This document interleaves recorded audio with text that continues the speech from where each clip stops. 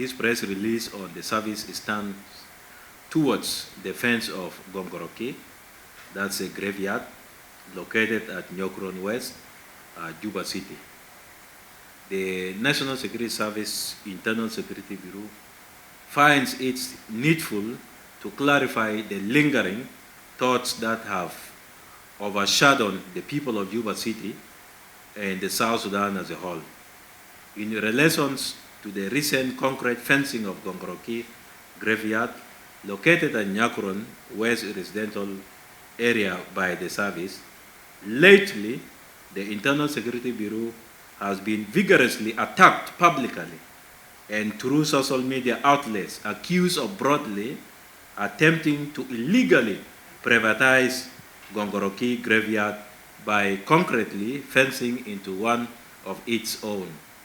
Well, the truth be told, the National Security Service is a national institution like any other that is governed by its rule and regulation, and also fortified by South Sudan National Constitution 2013 as amended, which places it at an answerable angle to the country's citizens.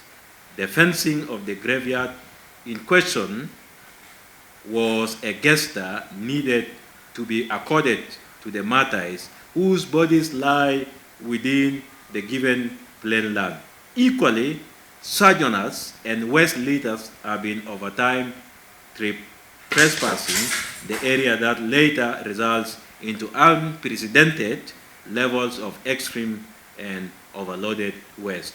All these disorderly graveyard activities prompted the National Security Service to atheistically fence that area, make it inaccessible for this action. On the other hand, given its locality and the subsequent strata of the Internal Security Bureau environs, it will be unpleasing to have such a messy and tomben homage neighboring the state of the Act facility housing the national security offices. Therefore, ladies and gentlemen, this joint press release with Juba City Council seeks to dilute the negative discerning thoughts towards the National Security Service, given its spearheading in the act of safeguarding and protecting the people of South Sudan, as well as embarking on the developmental projects that remain at urgent linguistic the graveyard. However, the development by fencing remains in the ownership of the relevant authorities, like the Juba City Council, not as a property of the National Security Service. Thank you very much. This is a brief statement that we are giving to the public, that this institution is honoring the dignity of the people that died and buried in Gongoroki, but we are not going to grab the land. This is wrong.